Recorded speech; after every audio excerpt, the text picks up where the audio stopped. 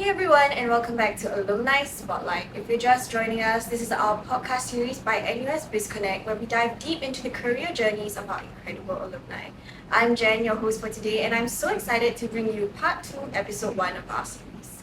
Today's theme is from student to professional, and we're joined by someone from the entrepreneurship industry to pull back the curtain on what it actually looks like to build a startup from the ground up. So the risks, the pivots, and the moments that make it all worth it. I am absolutely thrilled to introduce our guest for today, Andre, an NUS Business School alumnus who has gone from running a physical tuition center to building Pallo, an edtech startup that's reimagining how students learn.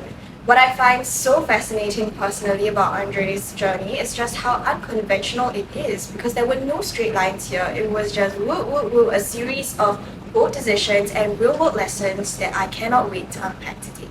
Andre, thank you so much for being here with us today. Before we dive into your journey, let's get our listeners more acquainted with you.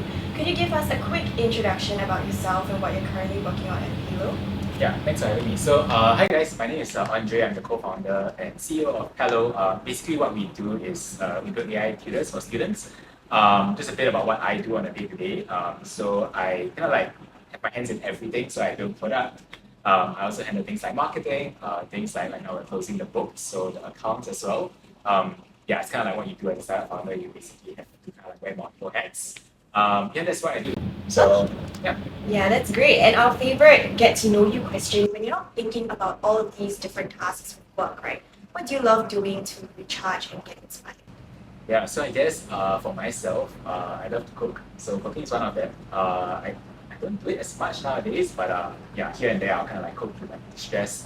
Apart from that, recently I did try dragon boating, and I might pick it up.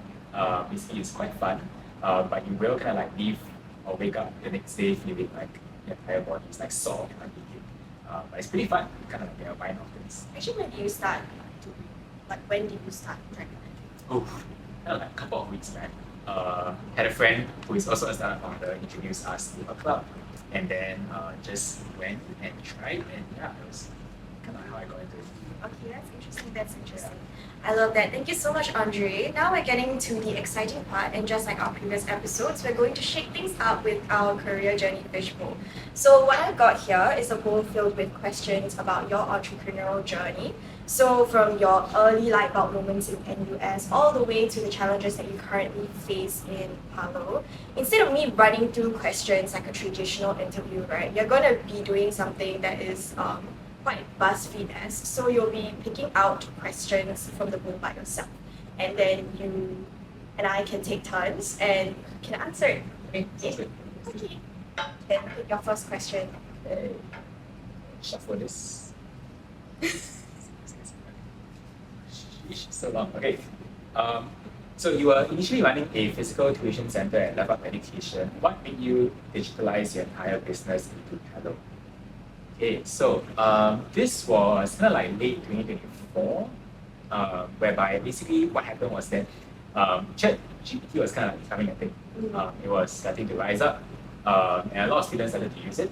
And it was getting quite concerning because, so I used to teach econs at the JC level. So what happened was that a lot of my students were using ChatGPT, and they were kind of like just copying answers like wholesale into their essays or their case study questions. And it was getting quite concerning because every time when I marked their work, it sounded quite kind of like homogeneous. But not only that, but when I actually asked them if they understood what they copied, they had no idea.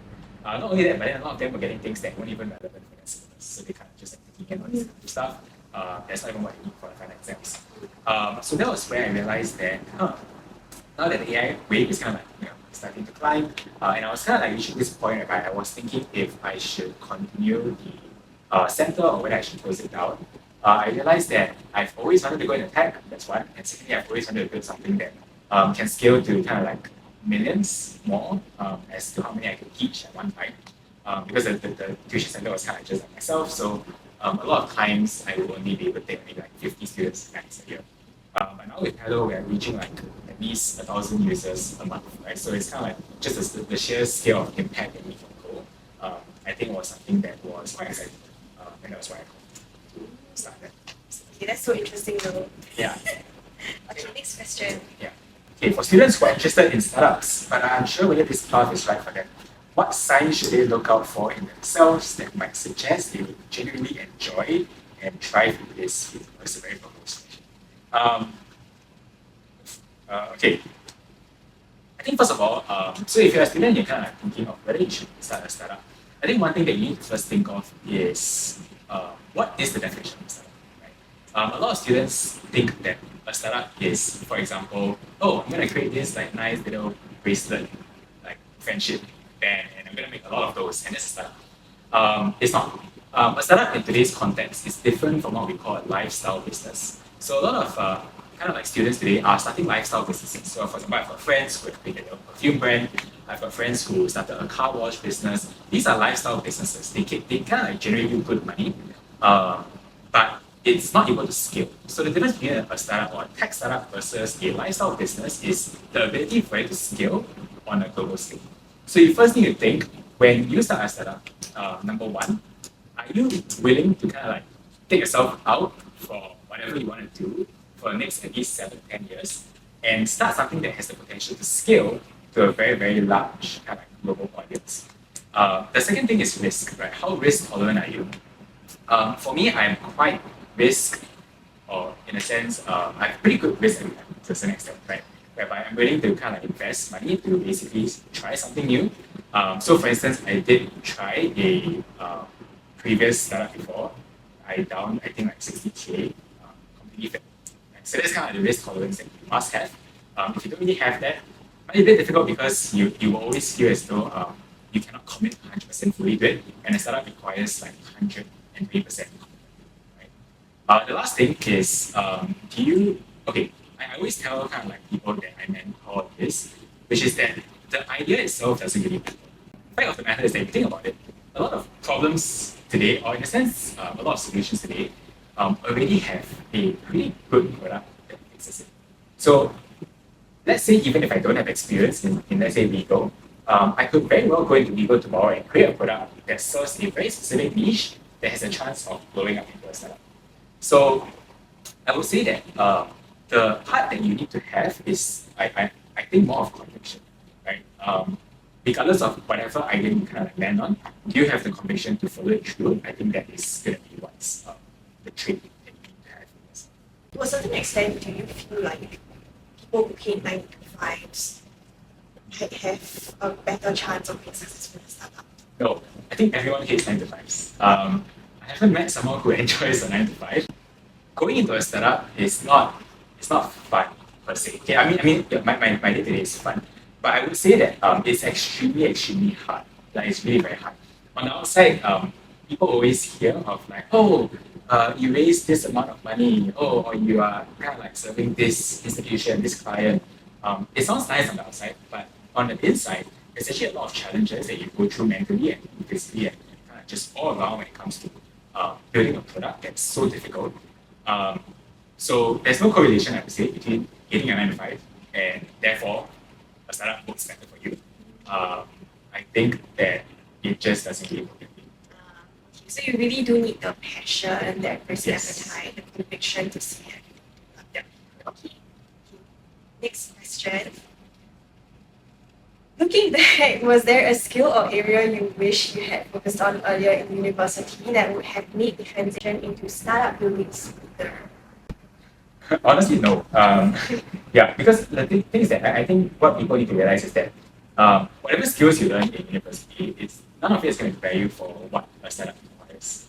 A startup is not taking over an existing business that has got 10 million ARR, is running, and you're just applying your TCFs, you're applying your supply chain, logistics, all that kind of stuff, or some business. So it's not, right? A startup requires you to have a skill set of having, first of all, like I said, very low kind of like risk in a sense, whereby, in a sense, like low risk tolerance, yeah.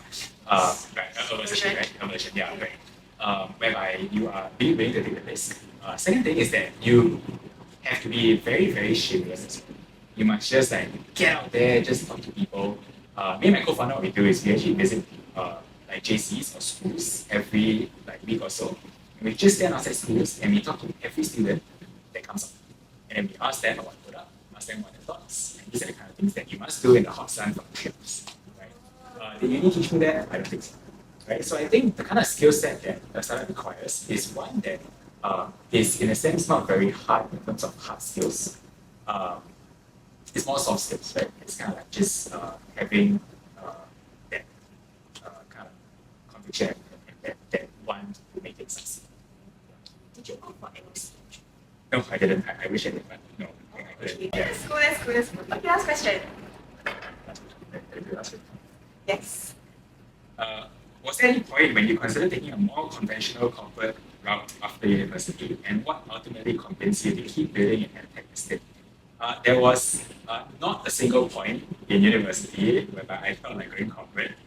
Yeah, I just never wanted to.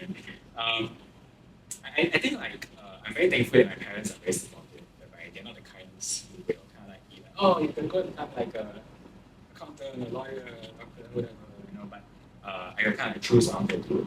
But I think for me, it's a bit of a different context, right? So ultimately, I think if you're watching this, it might be a bit different for how or kind of like where you're at right now. You have to understand that when I went into year 1 of university, I was really running a business, right? So Yeah. I'm really kind of like in that mindset of running a company and being an entrepreneur. I didn't really have time to explore internships. I didn't really have time to explore what corporate would like. And I was really, my mindset was really pretty fixed on wanting to be my own kind of boss, so to speak. I think what really convinced me to keep building is just the mission that we're on. So I think that there are a lot of students out there who cannot afford like tuition. Right? I think education is one of those things that is a very good mission. There's no money to be made, just say. But it's a good mission, and I think that itself drives myself to want to kind of provide for students who are underserved, and that's really what kind of keeps us going. I think that's a very, very like noble way of thinking about it, and the fact that you have a very supportive family also helps to provide a pillar for you to fall back on. Yeah. And thank you so much, Andre, for sharing this with us. I think that this was an absolutely incredible conversation.